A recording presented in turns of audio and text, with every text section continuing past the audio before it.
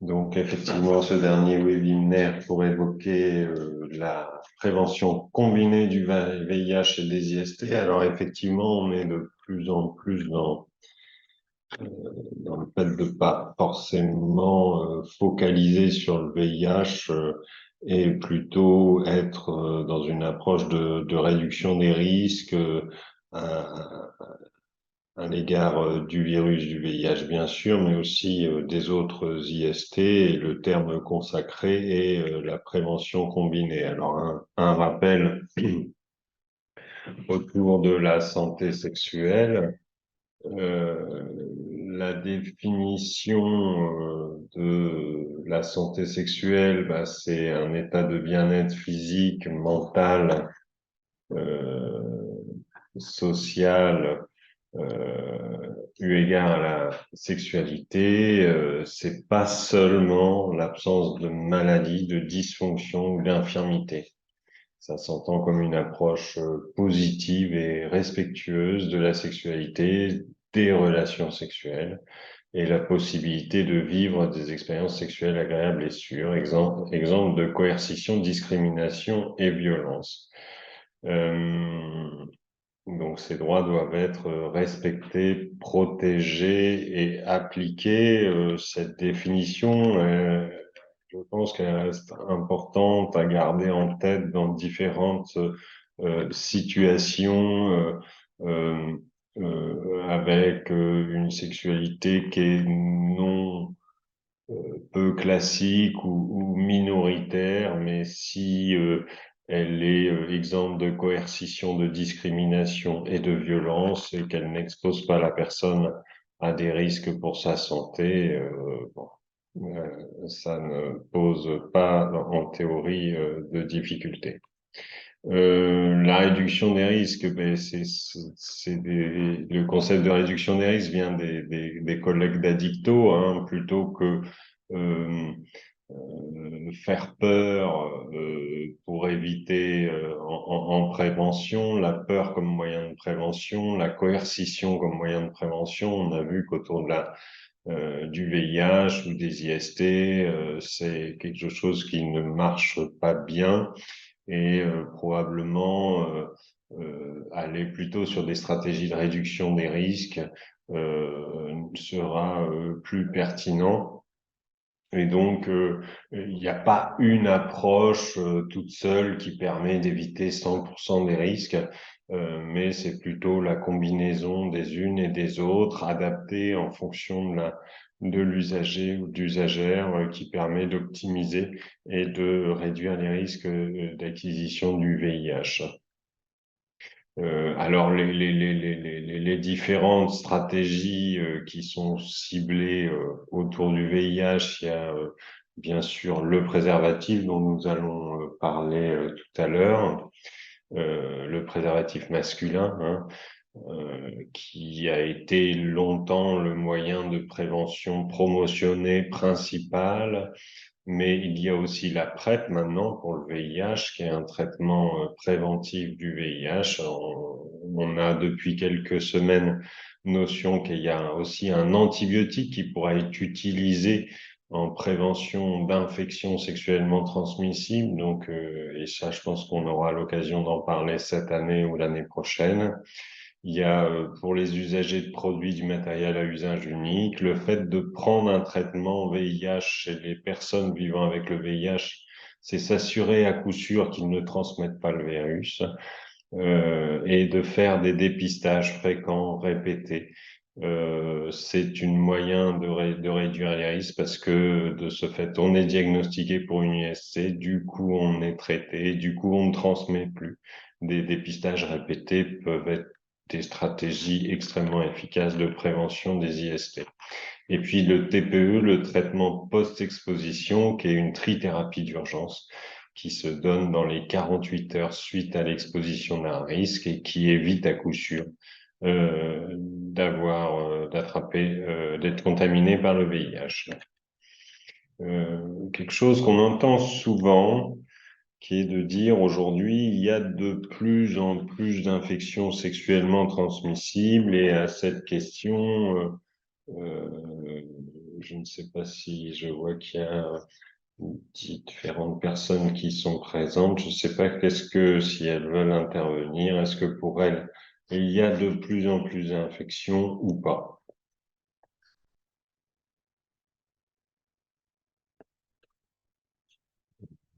Bon, docteur Chenu, docteur Brou. Je sais pas si vous m'entendez là. Oui, très bien. Bonjour. Bonjour. Je sais pas répondre. J'en sais rien moi s'il y a de plus en plus d'infections sexuellement transmissibles en fait. D'accord. Souvent, au docteur Chenu, je ne sais pas si il ou elle nous entend. Disons que souvent, médiatiquement, hein, on entend qu'il y en a de plus en plus. Hein, et c'est une question sur laquelle il est difficile de répondre euh, parce que les techniques diagnostiques ont énormément changé aussi. Euh, il y en a de plus en plus, oui, mais on fait de plus en plus de dépistage. Je suis pas sûr que on puisse complètement répondre à coup sûr. Mais disons qu'il y a beaucoup de médias qui se font les gorges chaudes de ce chiffre, les IST multipliés par 2, par 5, par 10 chez les jeunes, où va le monde. Disons que c'est souvent un peu des choses qu'on entend.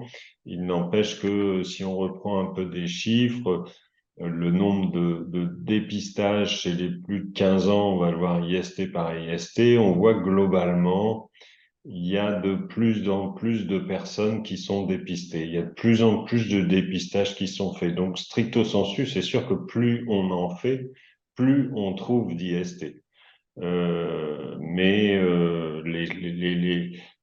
Un des chiffres qui pourrait nous dire est-ce qu'il y en a vraiment plus en plus, ce serait le pourcentage de positivité. Et là, pour toutes les IST, le pourcentage de positivité, il est plutôt stable. Il bouge pas. C'est-à-dire que il y a 10 ans, on aurait fait 1000 sérologies syphilis, il y avait tant de pourcents qui étaient positifs, et aujourd'hui, sur ces 1000, il y en a toujours autant de pourcents qui sont positifs. Donc, oui, il y a plus d'infections sexuellement transmissibles, mais essentiellement parce qu'on fait beaucoup plus de tests qu'avant. Mais par contre, le pourcentage, c'est-à-dire le nombre de tests positifs rapporté à 1000 habitants, il est stable. Je ne sais pas si c'est clair, du coup. Moi, je me dis que dans ma tête, j'ai eu l'impression d'avoir été clair, ce qui est peut-être déjà un objectif, mais je ne sais pas si c'est clair pour vous. Ici, c'est clair. Et on a ça un peu pour tout, hein. Donc là, on avait la syphilis. Pour le gonocoque, c'est relativement stable. On a effectivement de plus en plus de personnes qui sont dépistées, mais un taux de positivité qui est stable. C'est sûr que, par exemple, pour le gonocoque, il y a une influence nette de la PrEP, où désormais, pour des personnes qui prennent la PrEP, elles ont un dépistage gonocoque sur les 3 sites tous les 3 mois, et donc c'est beaucoup plus de tests qu'elles faisaient auparavant. Euh, le nombre de tests pour le chlamydia augmente. On voit aussi que dans notre région, Centre-Val de Loire, on est particulièrement touché probablement par la désertification en partie et qui fait que on est des régions où il y a le moins de tests faits par 1000 habitants. C'est quelque chose qu'on retrouve dans plein d'autres choses dans notre région. Là, ce qui a beaucoup changé pour le chlamydia, c'est le fait qu'il y a la possibilité de faire des autotests en prélèvement vaginal chez les femmes. Ça permet d'avoir quand même d'augmenter très nettement le nombre de dépistages réalisés. Le taux de positivité, là aussi pour le chlamydia, il ne bouge pas au cours des années. Euh, Le préservatif, donc c'est la, alors attendez, oui, le préservatif, c'est la plus ancienne et la plus connue des stratégies. Alors peut-être on peut en parler, il y a le préservatif masculin, bien sûr, et il y a la digue dentaire, hein, qui pour certains est un outil important, qui est un morceau de latex qui peut se mettre au niveau de la bouche. C'est beaucoup en Amérique du Nord, hein, c'est utilisé, c'est relativement peu utilisé quand même chez nous.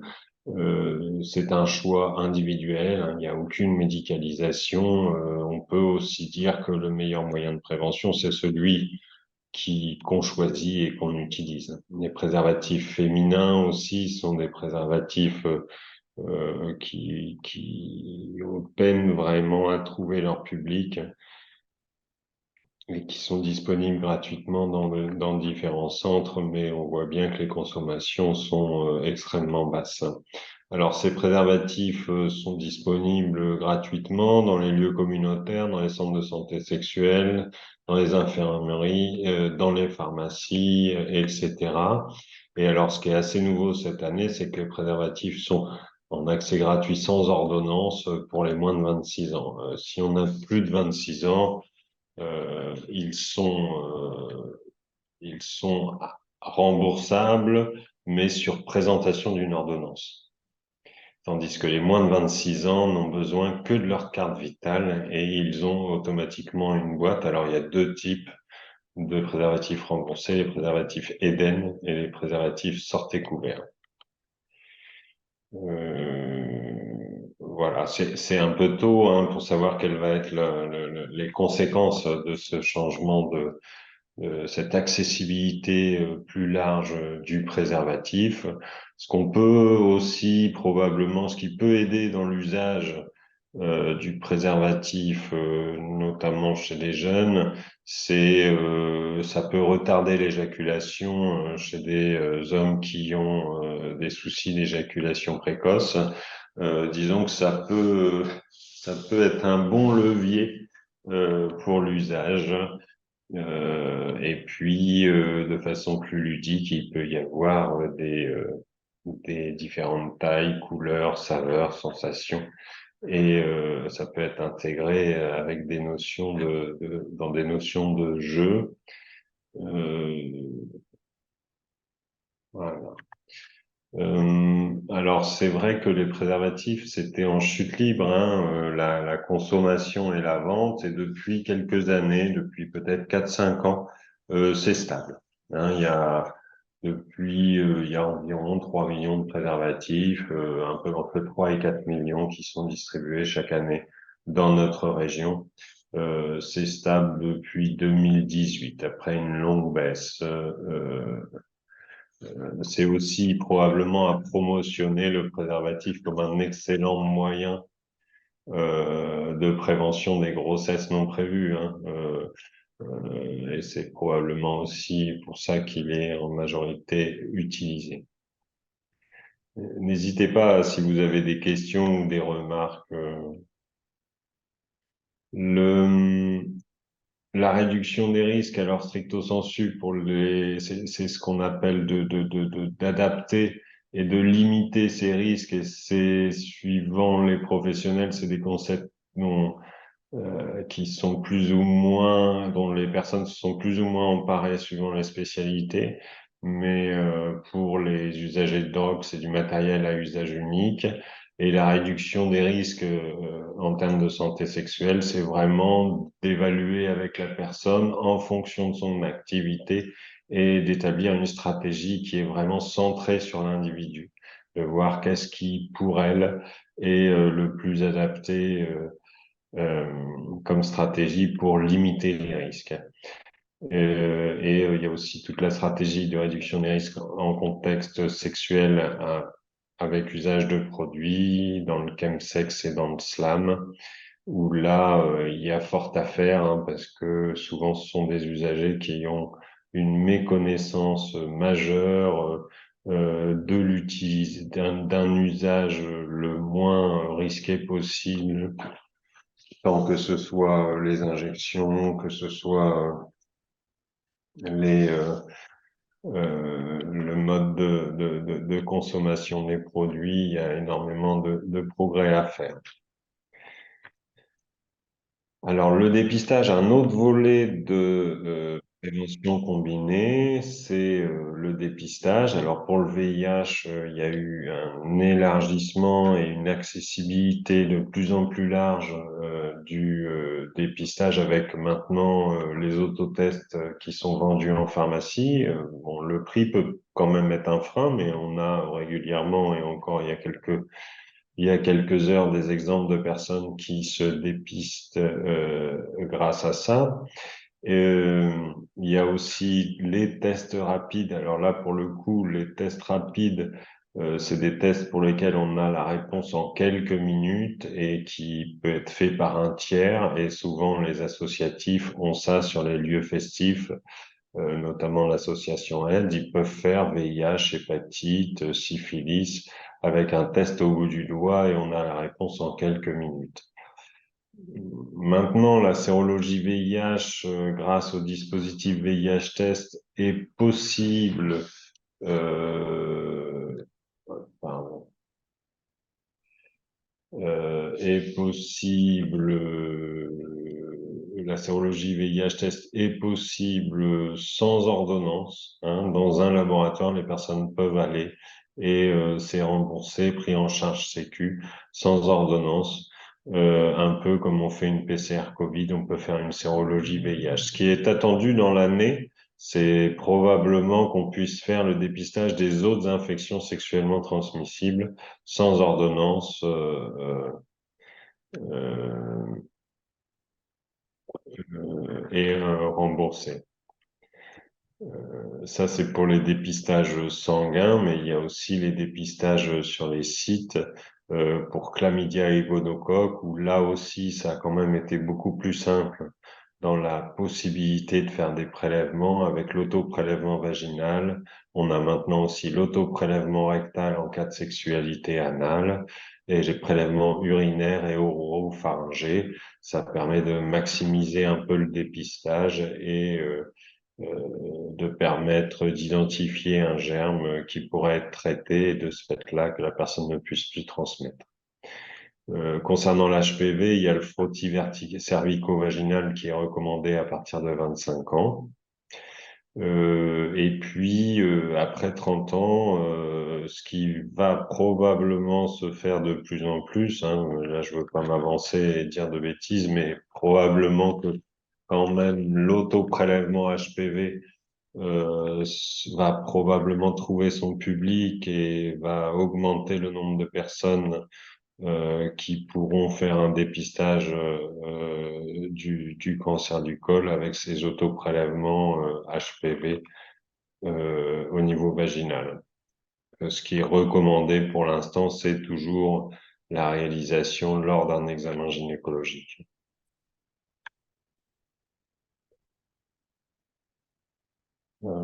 Qu'est-ce qui se passe?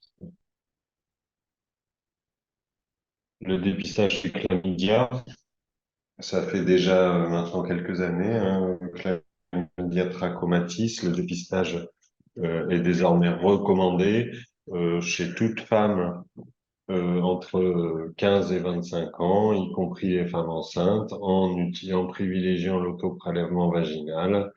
Il y a aussi un dépistage opportuniste ciblé. Donc c'est vrai que le fait que toute femme entre 15 et 25 ans soit éligible à un dépistage contre le chlamydia, ça fait considérablement augmenter le nombre de dépistages. Et donc forcément, on trouve plus de chlamydia. Mais c'est probablement des chlamydia qui existaient déjà avant et pas forcément une dissémination du chlamydia dans toute la population. Il y a un dépistage opportuniste ciblé chez les hommes sexuellement actifs présentant des facteurs de risque, les femmes de plus de 25 ans présentant des facteurs de risque, et puis en cas de motif, par exemple pour une IVG, toutes les personnes qui le souhaitent, hein, globalement, toute personne qui souhaite un dépistage de chlamydia, il faut accéder à sa demande. On peut pas faire un dépistage de chlamydia tout seul, c'est que chlamydia plus gonocoque, hein, les deux sont ensemble. les recommandations des fréquences de dépistage, on attend cette année des recommandations nationales qui vont probablement préciser quel dépistage on fait et à qui et à quelle fréquence. Mais aujourd'hui, le VIH, on dit que c'est au moins une fois dans la vie. En cas de changement de partenaire, euh, et, euh, et suivant les publics, par exemple, les personnes migrantes d'Afrique subsaharienne, on le recommande une fois par an, comme pour les travailleuses, travailleurs du sexe. Pour les hommes ayant des rapports avec des hommes et les personnes transgenres, on recommande tous les 3 mois. Bien sûr, c'est adaptable en fonction de la personne. Et puis, pareil, pour les usagers de drogue injectable,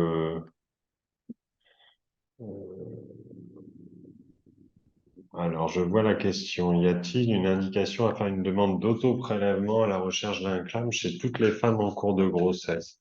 Mais je dirais que je pense pas forcément à titre systématique, mais par contre, si c'est des femmes qui n'ont jamais eu de test auparavant et qui sont dans un couple stable, moi je le ferai, hein. Je leur demanderai.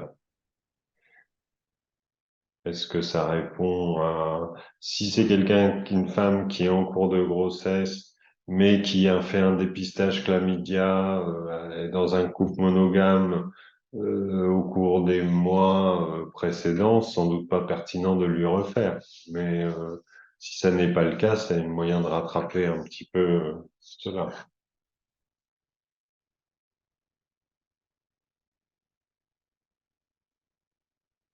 Pour l'hépatite B, en l'absence de vaccination, c'est important de faire le dépistage. Alors c'est toujours compliqué parce que les gens on les a devant nous, on ne sait pas forcément s'ils ont été vaccinés, eux le savent pas forcément non plus. Ce qu'il faut quand même garder à l'esprit, c'est que les nouveaux cas d'hépatite B diagnostiqués aujourd'hui en France, c'est dans l'immense majorité des cas des personnes nées à l'étranger des personnes migrantes, hein. L'acquisition d'une hépatite B chez quelqu'un né en France, ne bougeant pas de la France, c'est rarissime, hein. Il n'y a plus de circulation de l'hépatite B, probablement en grande partie grâce à la vaccination. Euh, Donc pour l'hépatite B, c'est un peu différent. C'est quand même, outre le dépistage, surtout une promotion de la vaccination. Euh, Concernant l'hépatite C, le faire une fois dans la vie dans la population générale, elle a souvent été, l'hépatite C, mise dans les infections sexuellement transmissibles. Euh, c'est, je ne sais pas si on peut vraiment parler d'une infection sexuellement transmissible. Est-ce que c'est pas une infection qui se transmet au cours de relations sexuelles? Mais je ne sais pas si c'est sexuellement transmissible, hein. C'est peut-être le contexte des relations sexuelles qui peut générer des transmissions et probablement pas comme les autres infections sexuellement transmissibles. La syphilis, alors l'épidémie aujourd'hui de syphilis est essentiellement chez les hommes qui ont des rapports avec les hommes. Là, pour le coup, c'est écrit une fois par an. Je pense qu'un homme ayant des rapports avec des hommes, vu la gravité potentielle de la syphilis, il est plutôt recommandé de la faire tous les 3 mois ou au moins 2 fois par an. Voilà. Et puis, il y a bien sûr toutes les autres IST, le monkeypox, l'hépatite A, le papillomavirus, qui sont, elles, qu'on peut prévenir grâce à la vaccination.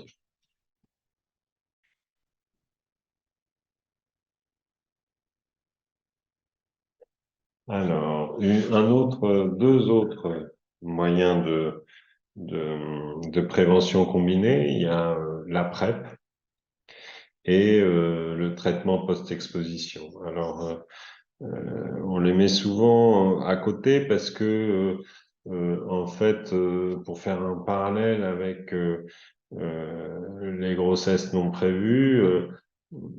La PrEP, c'est un peu comme la contraception œstroprogestative. On prend la contraception œstroprogestative ou, vous me direz, une autre méthode de contraception, mais on la prend régulièrement pour éviter euh, une grossesse non prévue. La PrEP, on la prend régulièrement ou au cas par cas pour éviter l'infection par le VIH. Et si on ne prend pas cela, une contraception œstroprogestative, bah, on peut, suite à un rapport non protégé, on peut avoir recours à la pilule du lendemain dans les jours qui suivent le rapport. Et ben, pour le VIH, c'est pareil. Si on prend pas la PrEP et qu'on a eu un rapport avec quelqu'un à risque de VIH, on peut prendre le TPE, qui est un traitement post-exposition. On peut le prendre dans les 48 heures pour éviter d'être infecté par le VIH. La PrEP, c'est quelque chose qui existe depuis 2016, qui vraiment est en diffusion majeure, qui a trouvé indéniablement un public. Aujourd'hui, essentiellement, ce sont des hommes ayant des rapports avec les hommes qui l'utilisent, mais il pourra à terme probablement intéresser plein d'autres publics vulnérables au VIH. C'est deux médicaments qui sont rassemblés dans un seul comprimé. Et ça permet à coup sûr d'éviter d'être contaminé par le VIH. Alors, il y a deux schémas de prise. Il y a un schéma de prise continu. On en prend un tous les jours, comme un traitement contre le cholestérol ou la tension, un tous les jours, ou sinon on peut le prendre en discontinu. Le schéma discontinu, c'est deux comprimés 2 à 24 heures avant, puis un comprimé par jour, et on arrête le schéma après deux comprimés espacés de 24 heures après le dernier rapport sexuel. Ça, c'est ce schéma discontinu, il ne convient pas à tout le monde, il ne convient pas notamment aux femmes cisgenres, il convient aux hommes cisgenres et aux femmes trans. Les raisons sont probablement diverses. Il y a probablement pas eu assez d'essais de traitement PrEP discontinu chez les femmes. Et il est aussi évoqué le fait qu'il y ait une dissémination dans le tractus génital qui soit moins bon chez les femmes que chez les hommes. Mais là, il y a quand même beaucoup d'études qui ont lieu pour la PrEP chez la femme, avec notamment des dispositifs qui pourraient associer quelque chose de contraceptif et pour prévenir le VIH. Voilà, il y a plein de recherches à ce niveau-là et probablement ce sera plus simple et plus pratique pour les femmes à l'avenir. La PrEP en continu, ça c'est le schéma initialement promotionné par l'OMS et qui était, bah, on prend un comprimé tous les jours, au bout du 7e jour, on est couvert et ensuite on peut le prendre tous les jours comme n'importe quel traitement. Et celui-là, bah, ça convient à tout le monde pour le coup. Et par contre, il est particulièrement conseillé aux femmes cisgenres et aux hommes trans.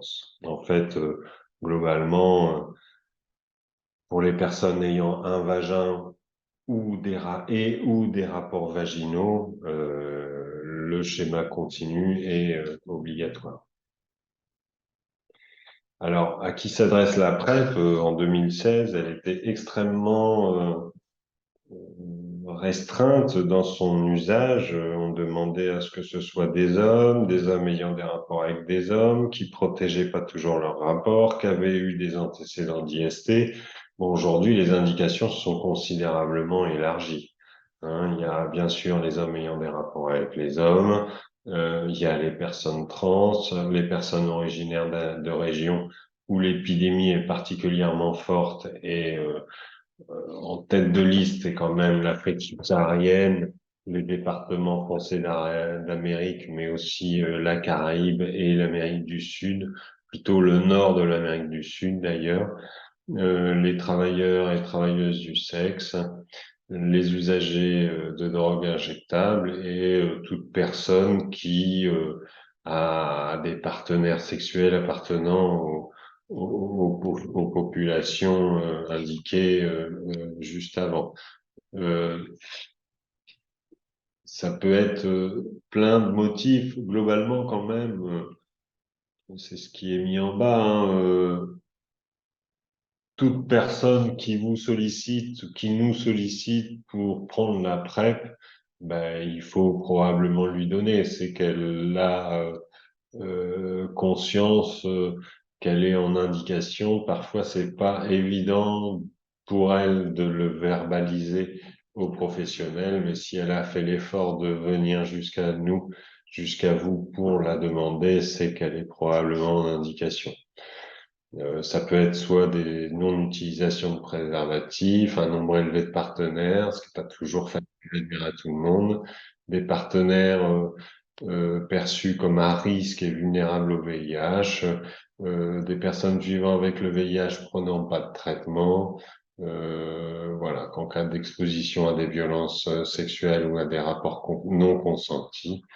Voilà, les populations s'élargissent et il faut pas hésiter à mettre la PrEP dans l'arsenal classique de prévention combinée. Alors, on peut se procurer la PrEP depuis maintenant bientôt 2 ans. Tout médecin peut, il y a écrit médecin généraliste, mais tout médecin peut prescrire la PrEP et la renouveler. Et ça peut être aussi au service de santé universitaire, si on est étudiant. Le CEGID, c'est bien sûr un lieu où on peut dispenser la PrEP.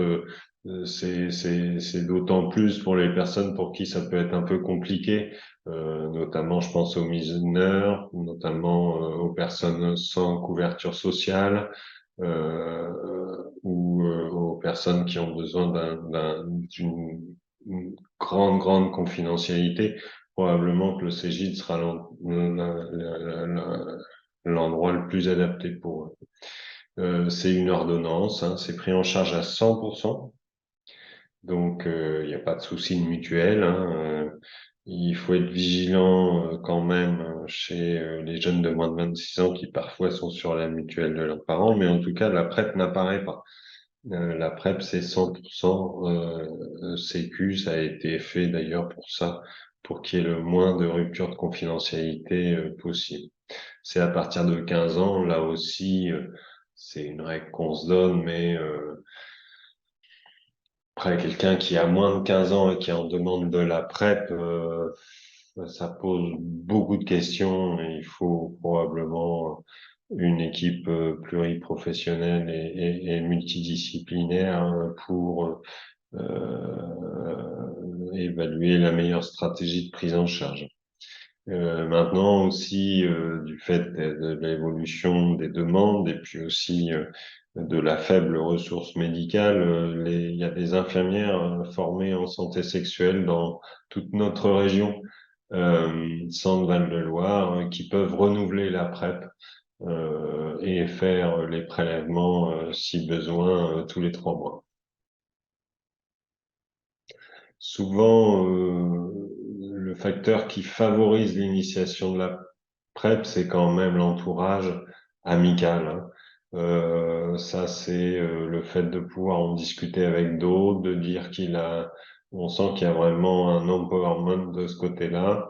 Et puis sinon, c'est vrai que à l'occasion d'un traitement post-exposition, d'un accident, découverte d'une IST, d'une vaccination une demande de vaccination contre le monkeypox, c'est sûr qu'on peut évoquer la PrEP et la proposer. C'est un peu comme pour la contraception, quoi.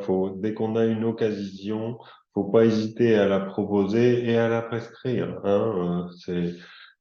Faut avoir probablement la même approche que pour la contraception. Le climat, bien sûr, non jugeant et informatif sur la PrEP par des professionnels formés. Ne pas hésiter à faire de l'affichage dans la salle d'attente, ça permet d'ouvrir le dialogue.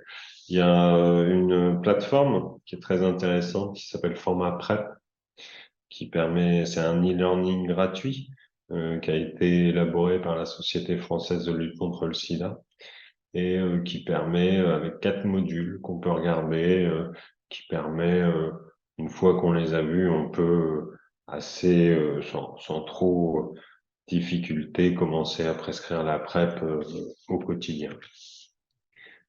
Les obstacles, bah, bien sûr, un médecin sur deux est pas forcément à l'aise à parler avec la sexualité, donc bah, forcément c'est un obstacle, hein. Il y a beaucoup de chiffres qui circulent disant que la PrEP n'est pas efficace à 100%. Alors, effectivement, les chiffres sont de 86%, mais les 14%, ce sont les personnes qui ont arrêté la PrEP et qui se sont contaminées avec le VIH. Donc, si on la prend, bah, la PrEP protège à 100%. Ce qui est sûr, c'est que de prendre cette PrEP, ça implique une certaine discipline et une certaine observance, tant dans la forme continue que discontinue.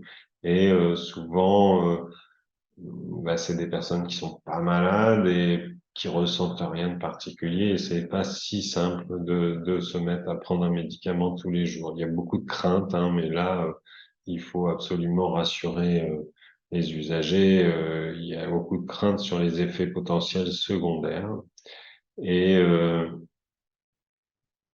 voilà, mais je trouve c'était beaucoup ce qui était mis en avant au début de l'arrivée de la PrEP, la crainte que les personnes allaient avoir des comportements complètement, je sais pas, désinhibés du fait d'avoir cette PrEP. Et en fait, bon, non, ça influe assez peu sur la vie sexuelle, si ce n'est un sentiment de confort ça évite de se faire. Les gens se sentent souvent rassurés et moins inquiets. Voilà. Souvent aussi des personnes, mais là c'est pour le coup c'est des personnes qui ont connu en tant qu'adultes ou jeunes adultes les années 80-90, eux utilisent toujours le préservatif tout le temps, tout le temps, tout le temps et indiquent qu'ils n'ont pas forcément besoin de la PrEP. C'est quelque chose qui peut se discuter. Faut pas hésiter à leur dire que la PrEP n'est pas en opposition avec le préservatif. On peut tout à fait prendre la PrEP et le préservatif. Et comme ça, si le préservatif craque, bah, il y a toujours la PrEP en plus. Le coût élevé est souvent quelque chose qui nous est remonté. Alors effectivement, il y a quelques années, c'était 450 € les 30 jours. Aujourd'hui, on est tombé à nettement moins de 100 € euh, pour 30 comprimés. Par rapport à d'autres stratégies de prévention comportementale, si la PrEP est délivrée à des personnes très vulnérables au VIH, on dit que 13 personnes sous PrEP évitent une infection pour le VIH. Une infection par le VIH, c'est un traitement, une trithérapie à vie. Donc globalement, ce coût, il est à relativiser quand même. Souvent, les personnes disent que c'est difficile de le demander à la pharmacie, chez le médecin. Il y a toujours cette inquiétude de résistance aux médicaments. Ça, non, pour l'instant, c'est extrêmement surveillé. Il n'y a aucune résistance à la PrEP qui est identifiée. La crainte, mais là, c'est plutôt collectif, d'un relâchement des stratégies de réduction des risques. Là, pour le coup, que le préservatif soit moins omniprésent, ça, c'est évident. C'était déjà le cas avant l'arrivée de la PrEP. Voilà, je pense pas que la PrEP ait un impact sur l'utilisation des autres stratégies de réduction des risques. Et puis il y a d'autres stigmatisations qui peuvent être. Les personnes prenant la PrEP ont souvent peur d'être stigmatisées comme étant des personnes ayant une sexualité débridée. Il y a aussi, il faut bien rassurer les personnes trans sur l'absence d'interaction avec les hormones. Le traitement post-exposition, lui, c'est la trithérapie post-exposition. Il y a un premier kit qui comporte 4 comprimés. C'est 4 comprimés d'une trithérapie qui sont à prendre dans les 48 premières heures, dans les 48 heures suivant un risque. Et ensuite, donc c'est un comprimé par jour et il est renouvelé ou pas. Des fois, ça nous arrive, on se rend compte au 4e jour que à la réévaluation que la personne n'avait pas pris tant de risques. Donc on l'arrête, mais sinon, s'il y a effectivement une prise de risque, c'est un traitement post-exposition se continue pendant 4 semaines au total. Donc ça fait une trentaine, 28 comprimés à prendre après un rapport sexuel à risque de transmission du VIH. Euh, c'est toujours un peu compliqué ces consultations parce que vous avez des personnes qui visiblement, de ce qu'elles vous expliquent, n'ont aucun risque de transmission du VIH, mais qui pourtant veulent absolument le kit, et d'autres qui sont pas forcément partants, mais qui pour le coup en auraient une réelle indication. Voilà, faut résister aux demandes insistantes des uns et des autres. Et faut pas hésiter à céder d'outils. Alors notamment, là vous voyez les indications des TPE, bah, globalement, les TPE sont recommandés uniquement si on a des rapports sexuels avec quelqu'un qui est séropositif sans traitement ou avec un traitement qui marche pas, ou sinon des rapports sexuels non protégés avec quelqu'un qui fait partie d'un groupe à prévalence élevée.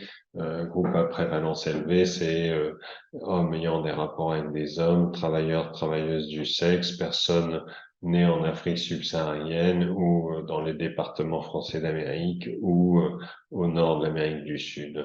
Voilà. Il y a aussi également un outil. Tout ça, n'hésitez pas à vous emparer de, de cet outil-là. Euh, Sexpo, c'est disponible en ligne, que vous soyez professionnel de santé ou un usager. Vous pouvez évaluer vos risques d'IST et votre risque de grossesse en faisant défiler différentes questions. C'est gratuit et ça vous permet de voir si vous avez besoin d'un traitement post-exposition ou pas, ou si vous avez besoin d'une pilule du lendemain ou pas. Donc, le TASP, c'est encore un outil de réduction des risques, de prévention combinée. C'est le fait que les personnes vivant avec le VIH indétectable ne puissent pas transmettre le virus. On dit que le meilleur moyen de ne pas attraper le VIH, c'est d'avoir des rapports sexuels non protégés avec quelqu'un vivant avec le VIH indétectable. Hein. C'est vraiment le traitement as prevention. Ça fait maintenant une petite dizaine d'années qu'on le sait, ça, hein, que quelqu'un indétectable ne peut pas transmettre le VIH et ça a probablement un impact majeur dans le contrôle de l'épidémie actuellement. Alors, par contre, pour les autres IST, le traitement VIH n'empêche pas les autres infections sexuellement transmissibles, mais sur le même concept, quelqu'un qui a une infection sexuellement transmissible qui est traitée, bah, de ce fait-là, il ne peut plus transmettre cette infection une fois qu'il est guéri. Ça, c'est un peu un schéma pour indiquer l'évolution de la charge virale sous traitement antirétroviral où effectivement, quelqu'un traité, on voit sa charge virale en quelques semaines profondément diminuer et devenir indétectable. Et à partir du moment où elle est indétectable, elle ne peut plus transmettre le VIH. Donc, on a maintenant, chez les personnes vivant avec le VIH, on a deux objectifs. À la fois, on leur donne un traitement pour éviter euh, qu'ils aient une immunosuppression qui s'installe et de ce fait tomber malade et de ce fait diminuer leur espérance de vie. Donc, ce traitement est là pour contrôler complètement le VIH et leur empêcher tout événement stade SIDA ou un autre événement lié au VIH, mais aussi le traitement sert aussi en plus à éviter la transmission à d'autres personnes. Il y a vraiment euh, cette double objectif du traitement, d'améliorer l'espérance de vie et d'éviter toutes les infections opportunistes, mais aussi éviter la transmission grâce à une charge virale indétectable. Les traitements se sont considérablement améliorés, hein, avec maintenant un comprimé par jour, des trithérapies à un comprimé par jour, et il y a même maintenant des traitements long-acting, hein, une piqûre dans chaque fesse tous les 2 mois, qui sont personnes qui sont assez intéressées par cela, comme ça, elles n'ont plus à devoir prendre ce comprimé tous les jours. On est de plus en plus dans des stratégies d'allègement chez les personnes vivant avec le VIH, avec soit au lieu d'une trithérapie, une bithérapie, ou alors une trithérapie, mais pas tous les jours de la semaine. Donc ça, c'est sûr que ça ne fait qu'aller vers des améliorations, et ça depuis plusieurs années. Et puis, il est quand même dans les tuyaux des traitements injectables ou des dispositifs semi-implantables tous les 6 mois. Non, on va de plus en plus vers une efficacité excellente et une simplicité de plus en plus optimale. Les autres outils de prévention combinés, il y a la vaccination avec papillomavirus, 2 doses pour les 11-14 ans et 3 doses ensuite pour les personnes ayant des rapports avec les hommes. On peut faire 3 injections jusqu'à 26 ans. Pour l'hépatite B, ce sont des schémas en 2 à 3 doses, hein, pareil suivant les âges. Euh, hépatite A, c'est 2 doses, M0, M6. Si c'est M12 ou voire même un peu après, c'est pas grave, hein. 2 doses suffisent largement. Et puis pour monkeypox, c'est pareil, c'est 2 doses à 4 semaines d'intervalle. Alors autant les autres vaccins sont disponibles dans toutes les pharmacies, autant les vaccinations monkeypox sont dans des centres habilités, CJ ou centres de vaccination. Dans les autres outils et que la France voudrait vraiment promotionner, c'est tout ce qui est autour des notifications aux partenaires. C'est vrai qu'aujourd'hui, quelqu'un qui est positif pour une infection, bah, on a centré l'ensemble de la prise en charge sur lui et on a assez peu investigué les moyens de notifier à ses partenaires et de pouvoir traiter ses partenaires. Il y a des recommandations qui sont parues très récemment, qui quand même, en grande majorité, évoquent l'intérêt de faire évoluer la législation. Aujourd'hui, on est très, très, très contraint par le juridique et probablement au détriment des usagers. Il existe cependant déjà des plateformes pour lesquelles on peut informer des partenaires en notant leur numéro de portable et sans qu'ils sachent que c'est qui les a contaminés. Qui a déclaré cela? Ce sont des outils qui peuvent être intéressants chez les gens qui ont beaucoup de partenaires.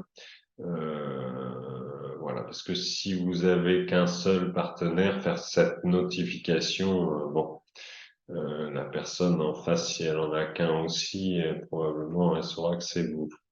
Voilà, mais ce sont des outils, les notifications aux partenaires qui sont quand même qu'il faudra investiguer et on l'espère que le cadre juridique va évoluer. Donc, en conclusion, la prévention